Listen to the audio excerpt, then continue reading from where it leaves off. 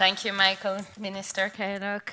It's a real pleasure to be here today to chair the first session of the NOAC conference. It's part of Innovation Week. I don't know if some of you were at the launch of Innovation Week yesterday, but it's very clear that innovation is the bedrock of public service transformation. And like I said yesterday, transformation is innovation at scale.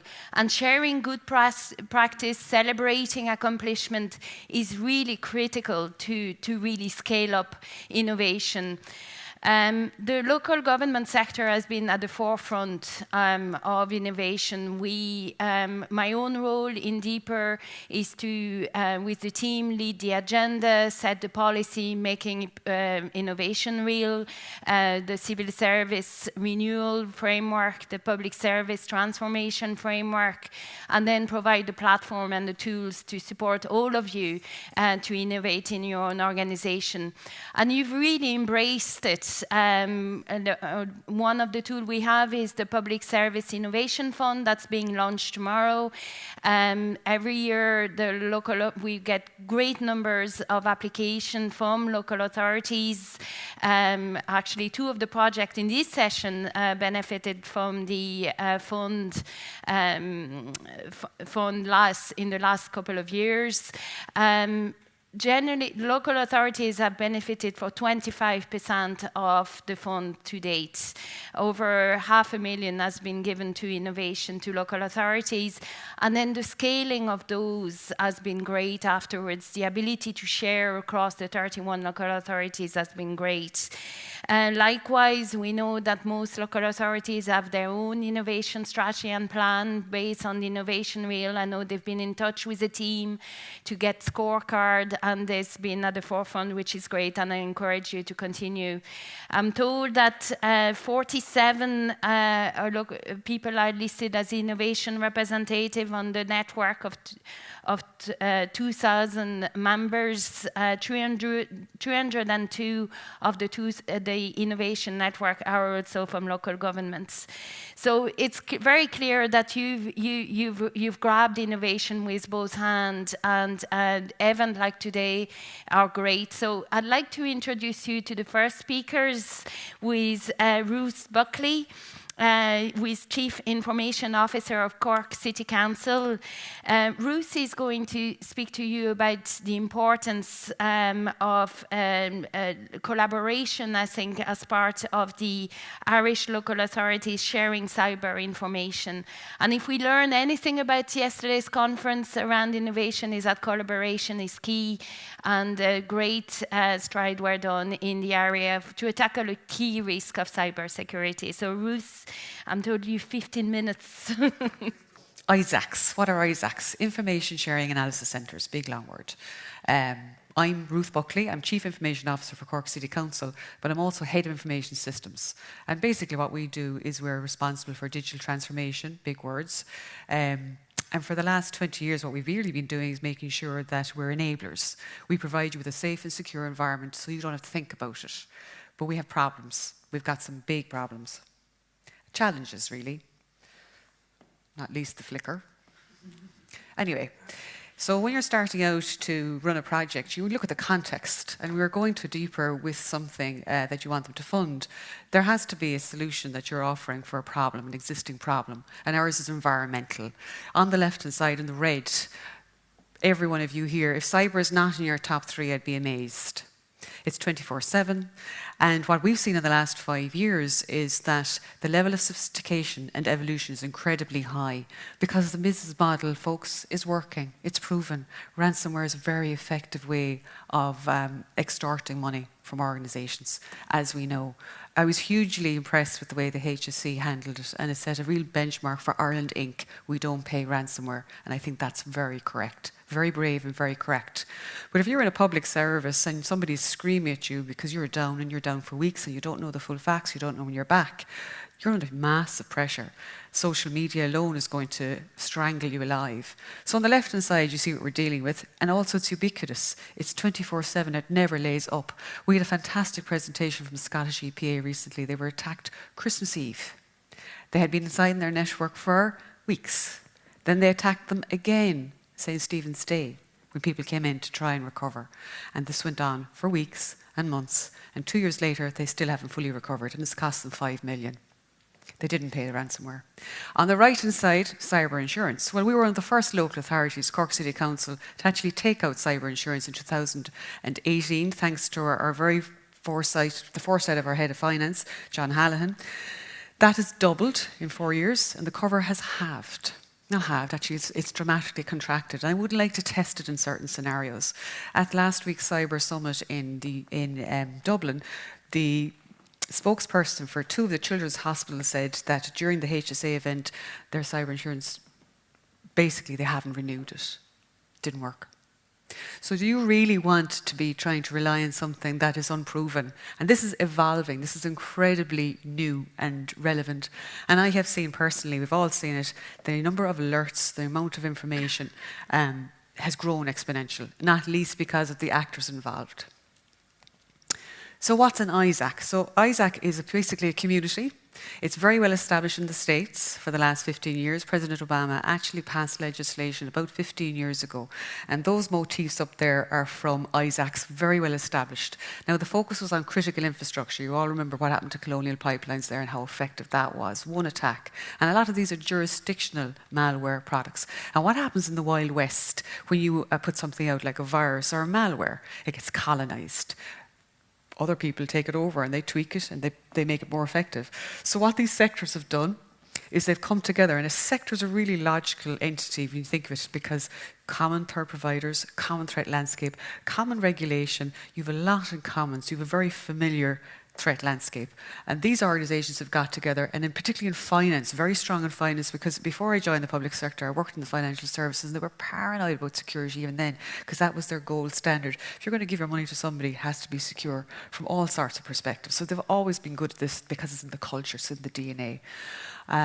So it's not for profit, it's a community, and what you share is cybersecurity. And I won't go into it today, but there's actually 30 different types of cybersecurity according to a NATO model. Some of it is militaristic in nature, about 3 out of the 30, but there's all sorts from strategic to tactical to operational. What you hear is about the operational. Really, that's not much use to you. You're trying to figure out the impact on your organisation. You might know how serious it is. You might know the TTPs, which is tactics, techniques and protocols. You might know the name, but realistically, what kind of impact it's having in your sector. So the EU cyber strategy is always very handy. I peppered my application with all of this there last year. It's 10 years in the delivery, and it's 2020-2030, and they have this great concept of a shield. So when you're building a defence, look at this castle, you do it in layers. And one of the big layers are ISACs.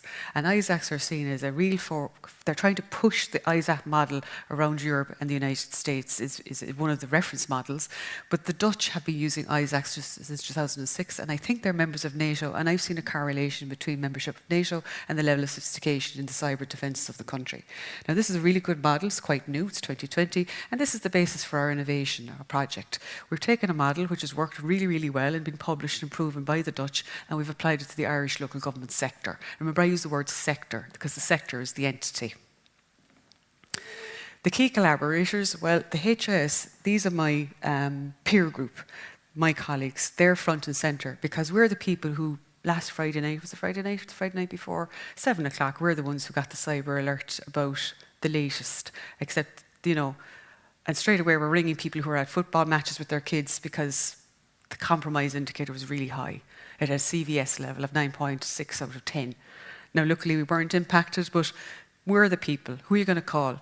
And I remember where I was for WannaCry 5 years ago, for Clonficker 10 years ago, and you're on your own. It's very lonely. So this bunch of people are amazing. They're the people that I pick up the phone to, and they're the people who are dealing with day out, and they're the people that are coming out of their beds at 5 o'clock in the morning. I have pulled somebody out of their bed at 5 o'clock. They're not obliged to, because we're not set up, we don't have the structures, but there's a huge amount of goodwill. It's not sustainable for the level of sophistication we're facing. The obviously Deeper have been incredibly supportive. The IVI Value Institute, I wanted a third level institute because I wanted something that wasn't going to be charged and monetized and privatized. We're already fleeced enough. And Maynooth are particularly good in this particular space, and they've proven very effective. They've actually delivered the project with us, but also I think we're creating a centre of excellence for Ireland Inc. It's sustainable, it's not personality driven. We're going to retain that in our sector. Obviously, the National Cybersecurity Centre were incredibly supportive. They're on board our group to make sure we're going in the right direction, that I'm not going off half-cocked, creating alliances with A, B and C internationally with outside the strategy.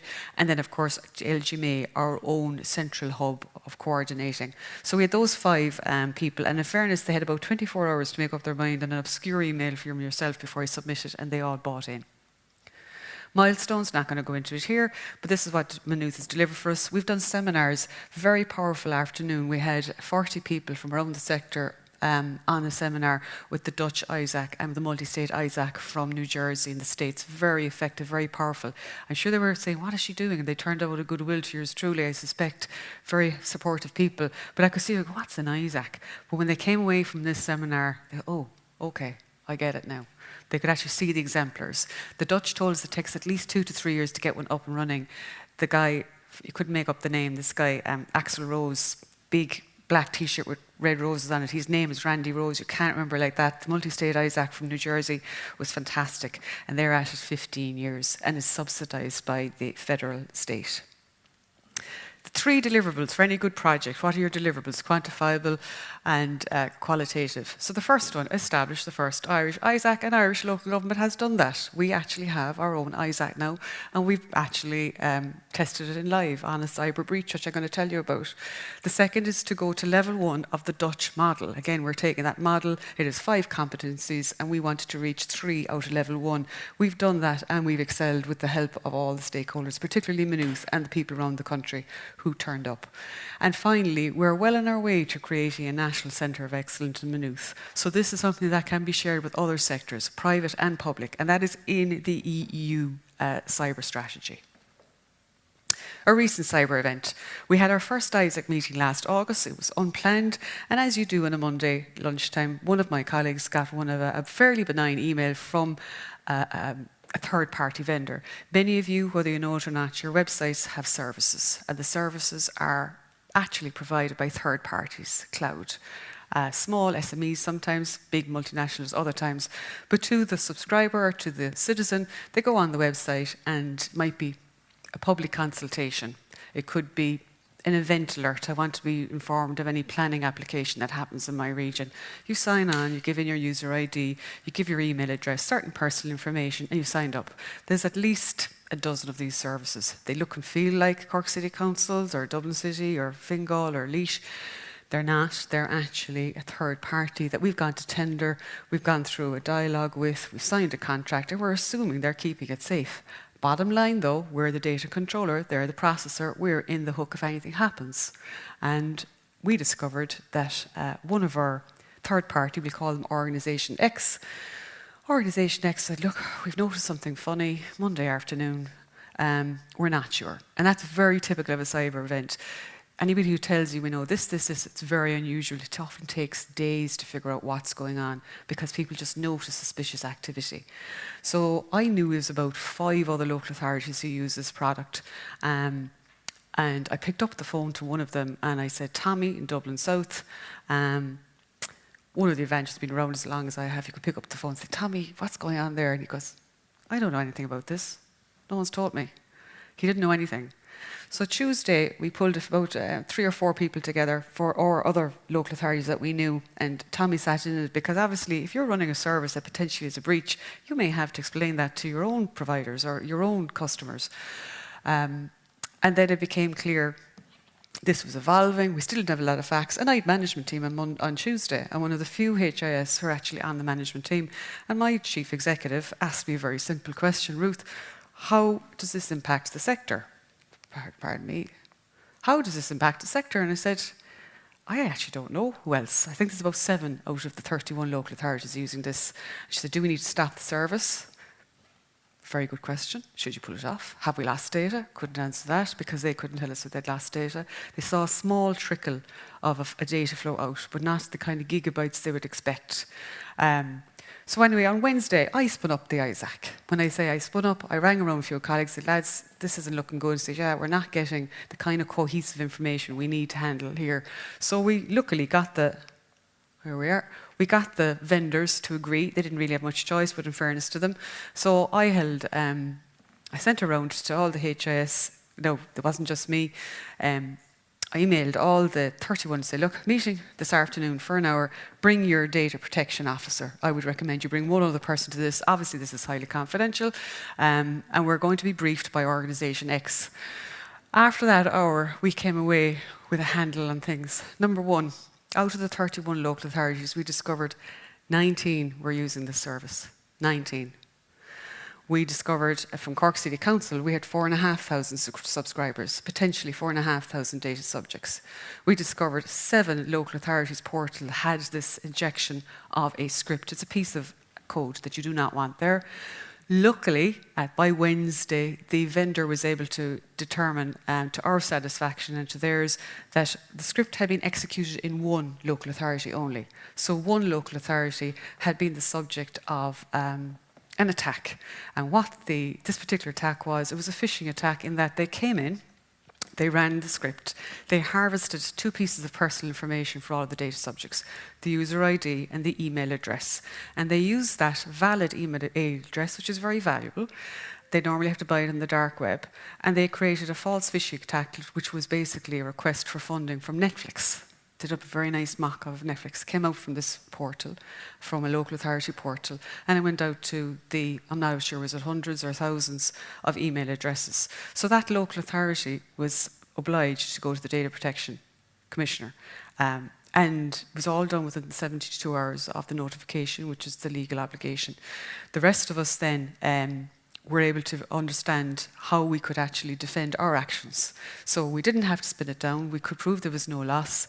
We knew that one local authority had, and it all went swimmingly well after that. But that 1 hour showed to me the power of the ISAC, because as a sector we had a 360-degree perspective we would not have had unless we'd pulled each other together. But we also had the data protection officers inside in the room with us, the virtual room, and we made the decision. And I was able to go back to my chief executive and say, this is what's happening, this is the exposure. If anybody on Twitter starts saying, why aren't you pulling down this service, there's been a breach up the country, what are you doing, how dare you, I'll be able to say, well actually no, we've investigated, boom, boom, boom, boom.